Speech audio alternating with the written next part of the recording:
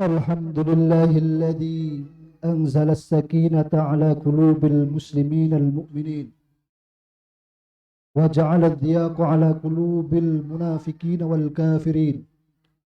أشهد أن لا إله إلا الله وحده لا شريك له وأشهد أن محمدا عبده ورسوله. اللهم صل وسلم وبارك على سيدنا محمد وعلى آله وصحبه ومن تبعهم بإحسان إلى يوم القيامة. أما بعد، فيا أيها الحاضرون أوصيكم وإياي بتقوى الله. قال الله تعالى في كتابه الكريم: أعوذ بالله من الشيطان الرجيم، بسم الله الرحمن الرحيم. يا أيها الذين آمنوا اتقوا الله حق تقاته ولا تموتن إلا وأنتم مسلمون. Ma'asyiral muslimin, jamaah salat Jumat yang dirahmati oleh Allah, marilah kita senantiasa bersyukur kehadirat Allah Subhanahu wa Ta'ala atas segala limpahan rahmat dan karunia-Nya.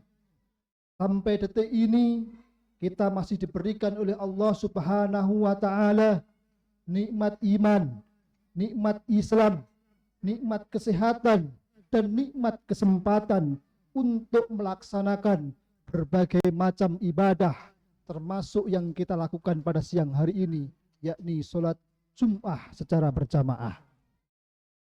Salawat serta salam semoga tetap tercurahkan kepada baginda Rasul Muhammad sallallahu alaihi wasallam, seorang manusia mulia yang dipilih oleh Allah Subhanahu wa Ta'ala menjadi uswah, menjadi teladan bagi umat manusia di seluruh alam raya ini.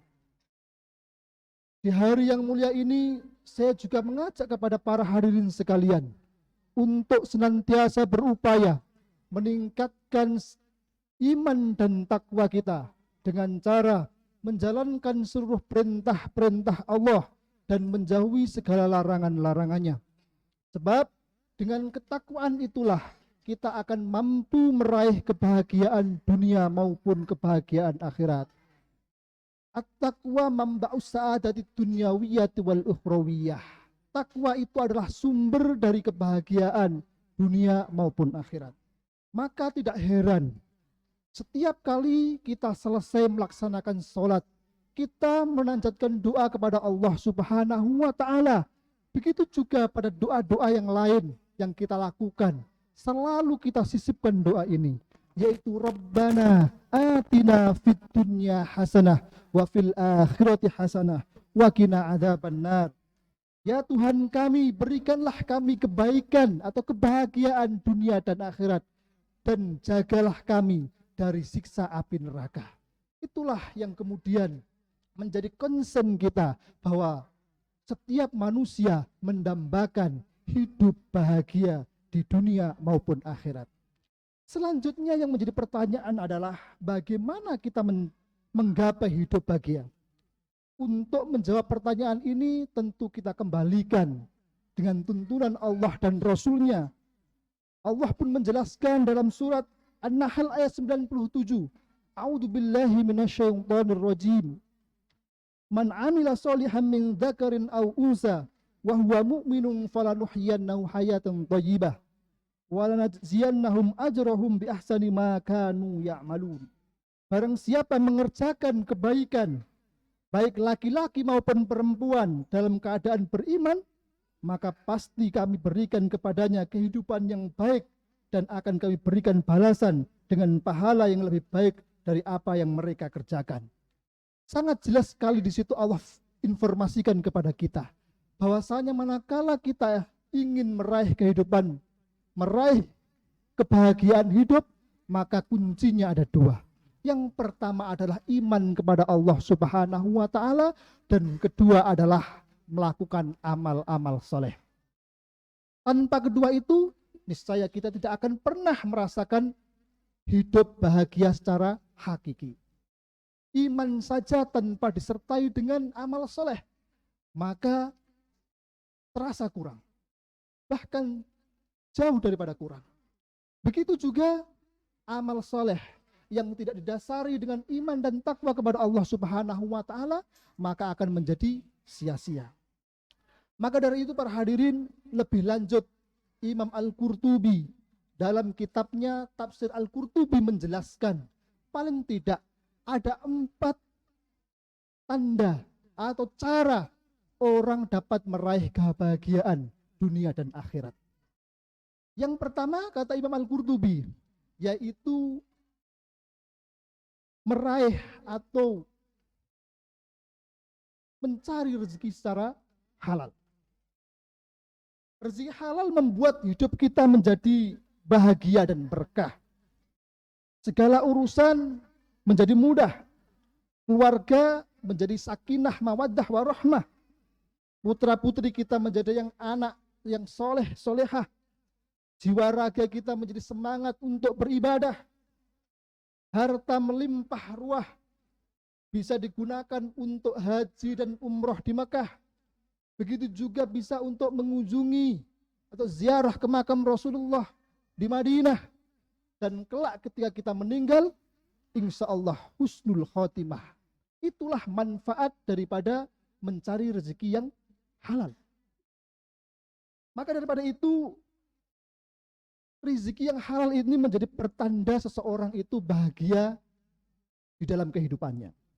Hal ini terbukti ada beberapa contoh dalam kehidupan nyata. Sebuah keluarga yang barangkali hidupnya pas-pasan, serba kekurangan saat membesarkan anak-anaknya, namun dengan harta yang halal, alhamdulillah dia mampu membesarkan dan melewati hidup yang panjang itu.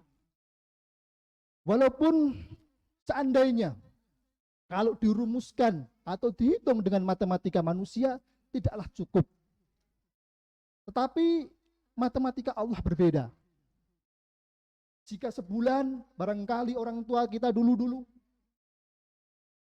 penghasilannya kurang daripada 1 juta, tetapi mampu menghidupi kita, saudara-saudara kita, begitu juga tetangga-tetangga kita, barangkali juga nasibnya sama. Tidak mempunyai gaji yang besar, tapi mampu membesarkan anaknya 5, 7, 8, dan seterusnya. Sekarang kita yang barangkali gajinya di atas UMR, anaknya cuma 2, 3, tapi merasa berat mengarungi kehidupan ini. Barangkali kita perlu bermuhasabah, berintrospeksi diri, barangkali ada harta-harta yang kurang baik, atau barangkali cara kita yang kurang baik dalam meraih rezeki itu. Sehingga orang tua yang hartanya pas-pasan itu mampu membesarkan anaknya hingga dewasa, hingga sukses, dan mampu membahagiakan orang tuanya. Ada yang menjadi profesor, ada yang menjadi menteri, ada yang menjadi bupati, dan lain sebagainya. Itu adalah didikan-didikan orang tua yang barangkali rezekinya pas-pasan.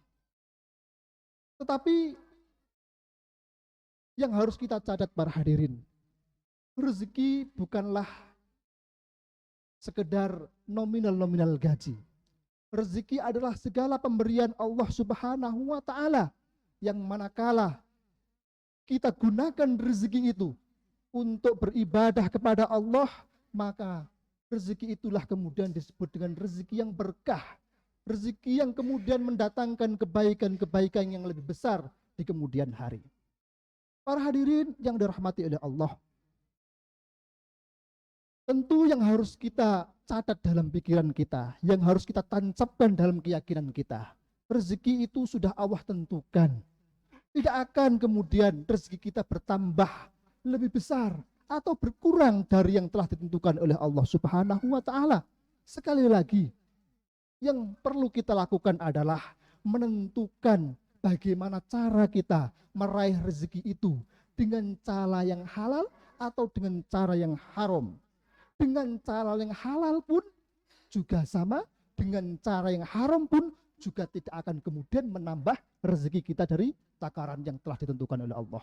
Jadi yang perlu kita lakukan adalah mencari aja rezeki yang halal, dan mencari itu, ikhtiar kita dalam mencari rezeki itu dicatat oleh Allah Subhanahu wa taala menjadi sebuah amal soleh, ibadah.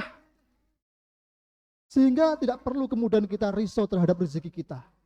Yang perlu yang kita risaukan adalah bagaimana mungkin rezeki yang sudah banyak kita terima, yang begitu banyak diberikan oleh Allah Subhanahu wa taala, tetapi hingga sampai saat ini kita masih belum pinter, masih belum pandai untuk mensyukuri rezeki itu, masih belum bisa memanfaatkan rezeki yang diberikan oleh Allah Subhanahu wa taala itu untuk melakukan hal-hal kebaikan. Itulah yang barangkali harus kita pikirkan para hadirin. Selanjutnya, yang kedua kata Imam Al-Qurtubi adalah agar hidup kita bahagia adalah qanaah, ridho terhadap pemberian Allah Subhanahu wa taala, atau dalam bahasanya, bahasa Jawa kita adalah nrimo ing pandum, menerima terhadap bagian yang telah ditentukan oleh Allah Subhanahu wa taala. Seseorang yang memiliki uang banyak, jabatan tinggi, harta yang melimpah ruah, namun tidak memiliki sifat qanaah, selalu merasa kurang, rakus, serakah, tentu hidupnya tidak akan pernah bahagia. Hidupnya selalu resah, gelisah terhadap apa yang telah diterimanya. Nabi Muhammad SAW pun mengajarkan kepada kita, menginformasikan kepada kita dalam sebuah hadis yang diriwayatkan oleh Imam Muslim. Qad aflaha man aslam. Sungguh beruntung orang yang masuk Islam. Wa ruziqo kafafan. Dan diberikan kecukupan rezeki. Wa qana'allahu ta'ala bima atah. Dan diberikan qanaah kepada Allah atas apa yang telah diberikannya. Jadi orang yang qanaah itu para hadirin, orang yang menerima atas rezeki yang diberikan kepadanya, itu oleh Rasulullah SAW disebut dengan orang yang sangat beruntung, orang yang bejo. Maka orang yang gelisah, orang yang resah terhadap rezekinya, itu tandanya adalah orang yang tidak beruntung, orang yang barangkali selalu mengeluh terhadap rezekinya. Sekali lagi, mengeluh tidak akan kemudian memberikan solusi terhadap permasalahan kita. Tidak akan kemudian sebab mengeluh rezeki kita bertambah. Yang ada malah kemudian mendatangkan murka dari Allah Subhanahu wa taala. Wala in kafartum inna adzabi lasyadid. Kalau kita tidak pandai mensyukuri, mengkufuri justru, maka sesungguhnya adab Allah itulah sangat pedih. Para hadirin yang dirahmati oleh Allah, lalu kemudian bagaimana agar kita menjadi pribadi yang qanaah, menerima segala pemberian yang diberikan oleh Allah Subhanahu wa taala. Rasulullah SAW pun mengajarkan kepada kita sebagaimana hadis yang diriwayatkan oleh Imam Muslim. Unguru ila man asfala minkum. Lihatlah orang yang ada di bawah kalian. Wala tangduru ila man huwa fawqakum. Jangan melihat seseorang yang ada di atas kalian. Bahwa ajdaru alla tajdaru nikmatallahi alaikum. Hal tersebut agar kalian tidak meremehkan nikmat yang telah diberikan kepada kalian. Para hadirin, sebagai contoh, seseorang yang memiliki mobil patut bersyukur sebab banyak orang yang masih tidak bisa membeli mobil, hanya sekedar memiliki motor. Begitu juga orang yang memiliki motor patut bersyukur karena masih banyak yang naik sepeda dan tidak mampu membeli motor. Begitu juga orang yang naik sepeda patut bersyukur. Banyak saudara-saudara yang terhadap materi-materi yang ia terima. Para hadirin yang dirahmati oleh Allah. Kemudian yang ketiga, kata Imam At-Tabari, tanda atau cara agar meraih hidup sukses adalah taufiquhu ila ta'ah, yaitu mendapatkan pertolongan Allah untuk melakukan kebaikan, ibadah dan taat kepada Allah. Lalu bagaimana para hadirin agar kita mendapatkan pertolongan dari Allah Subhanahu wa taala? Lagi-lagi untuk menjawab pertanyaan ini, Allah pun memberikan pelajaran kepada kita. Dalam surat Muhammad ayat ke-7 Allah berfirman, "Ya ayyuhalladzina amanu in tansurullaha yansurkum wa yusabbit aqdamakum." Hai orang-orang mukmin, jika kamu menolong agama Allah, niscaya Allah akan menolongmu dan meneguhkan kedudukanmu.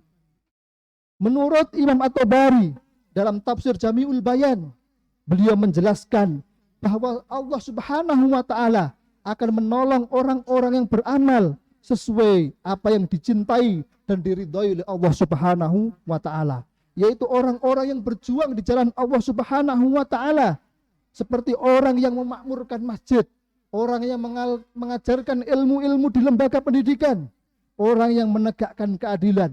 Mereka lah orang yang kelak akan mendapatkan pertolongan dari Allah Subhanahu wa taala, sehingga hidupnya akan diwarnai dengan kebahagiaan. Sebagai contoh para hadirin, beberapa waktu lalu ada seorang mu'alaf, seorang muslim, yaitu Koko Stephen Indrawibowo. Beliau adalah seorang mu'alaf, penggerak dakwah Mu'alaf Center. Begitu luar biasa hidup beliau, menginspirasi banyak manusia. Dia dedikasikan seluruh hartanya, sebagian besar hartanya, 2 mobil, 7 motor, 2 mobil, 2 rumah, 7 mobil, 3 motor ia jual, sampai terkumpul dana 12 miliar. Dana itu kemudian ia gunakan untuk membantu penanganan COVID-19. Diberikan untuk membeli alat APD, hand sanitizer, membeli sembako untuk membantu orang-orang yang kurang. Secara mata, jadi kebahagiaan orang ini muncul karena apa? Karena mampu membantu orang lain. Begitu juga contohnya adalah seorang lawyer yang barangkali fee setiap penanganan kasus ratusan juta bahkan miliaran. Akan tetapi karena yang dibantu, yang ditangani ini adalah orang miskin, yang dizalimi, yang dianiaya keadilannya, dia bantu orang ini. Free, tanpa biaya. Bahagia sekali seorang lawyer ini ketika mampu menolong orang yang dizalimi, orang miskin. Bahagianya melebihi TV yang biasanya seratusan bahkan miliaran ia terima. Jadi sekali lagi para hadirin, hidup kita akan menjadi bahagia manakala kita mampu melakukan kebaikan, manakala kita mampu berbagi. Sehingga yang perlu kita pikirkan, yang perlu kita percayai adalah, sekali lagi, harta bukanlah segala-galanya. Manakala kita mampu membantu orang, meringankan bebannya, insya Allah kita pun akan merasakan hidup bahagia sebagaimana ia juga bahagia terhadap bantuan kita. Para hadirin yang dirahmati oleh Allah, kemudian yang terakhir kata Imam Al-Qurtubi tadi, yaitu halawatut ta'ah, yaitu merasakan manisnya ibadah dan taat kepada Allah Subhanahu wa taala. Nabi Muhammad SAW dalam sebuah hadis yang diriwayatkan oleh Imam Bukhari mengatakan ada 3 orang, ada 3 golongan yang akan merasakan manisnya iman. Salah satu man kunna fihi wajada halawatal iman. Ada 3 orang yang dapat menemukan manisnya iman. Siapa saja itu para hadirin? Yang pertama adalah ayakunallahu wa rasuluhu ahabba ilaihi mimma siwah. Orang yang lebih mencintai Allah dan Rasulnya dibandingkan selainnya. Manakala konsep ini mampu kita tancapkan dalam hati kita, kita tidak akan pernah sedih, kita tidak akan pernah takut terhadap apapun. Kita tidak apalah khawatir orang lain membenci kita, orang lain memfitnah kita, orang lain tidak suka terhadap kita. Karena apa? Karena Allah lah yang paling mencintainya. Sehingga ketika orang seperti ini telah mencapai makom seperti ini, sejatinya dia telah meraih kehidupan yang bahagia, yaitu orang yang mencintai Allah dan Rasulnya lebih tinggi dibandingkan yang lain. Tidak ada yang lebih dicintai kecuali Allah dan Rasulnya.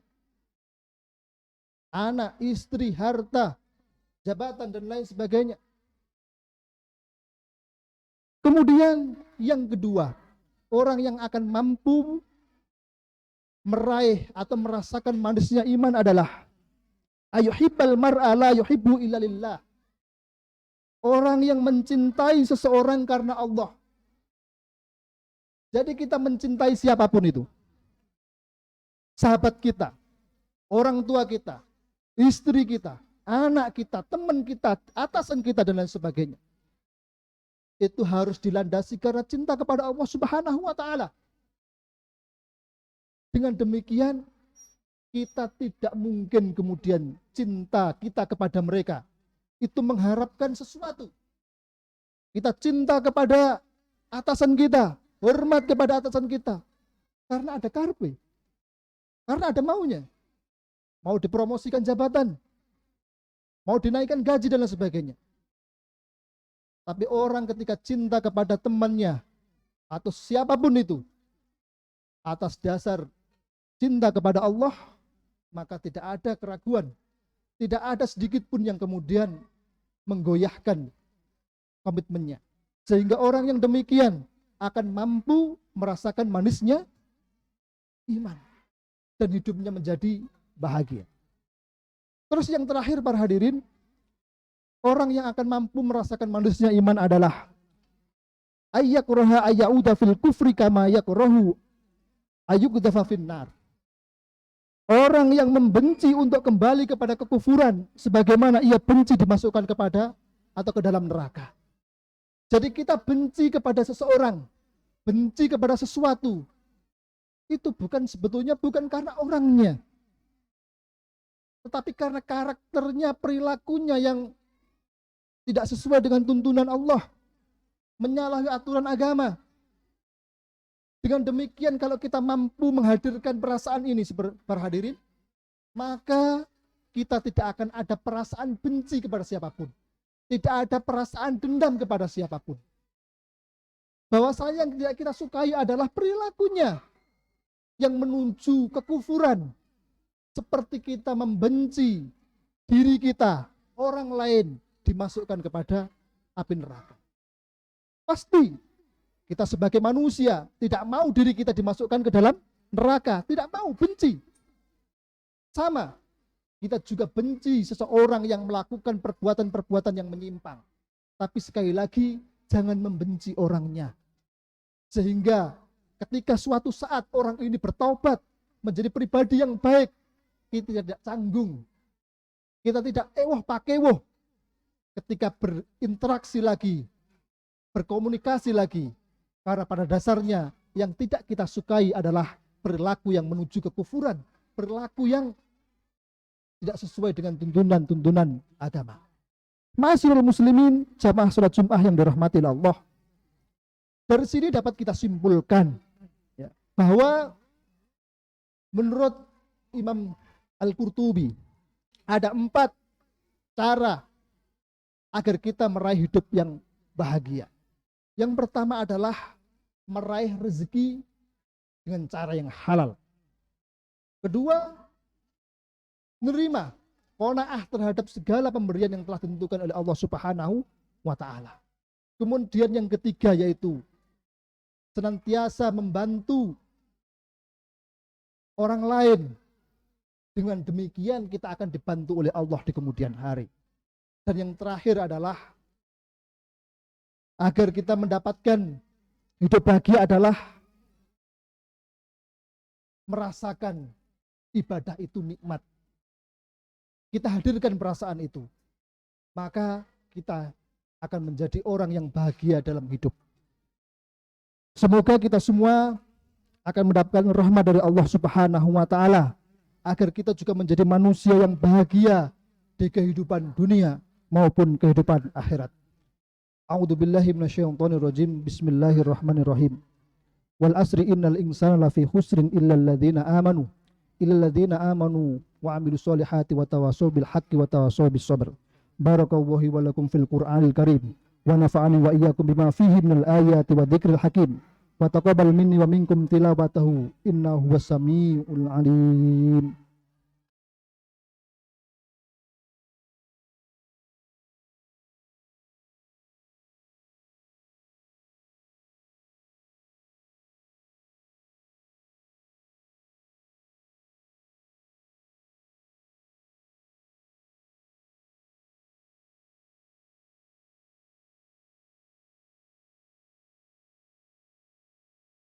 Alhamdulillahilladzi tatakhayyaru duna idraki jalalihi al-qulub wal khawatir wa tathashu fi mabadi israki anwarihi al-ahdaki wan nawadir al-mudli ala khufiyati sarair al-mustaghni fi tadbiri mamlakati alil masyawir wal mawazir muqallibal qulub wa ghaffari dunub wa sattaril uyub wa mufarrijil kurub.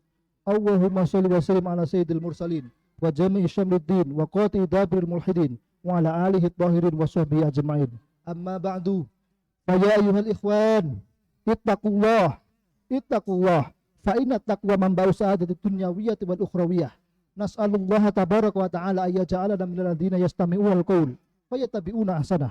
Allahumma habib ilaina al-iman wa zayyinhu fi qulubina wa karrih ilaina al-kufra wal fusuq wal isyan waj'alna minar rasyidin. Allahumma a'li bina kalimatal islam warfa' bina rayatal qur'an wansurna ala a'daika a'daiddin.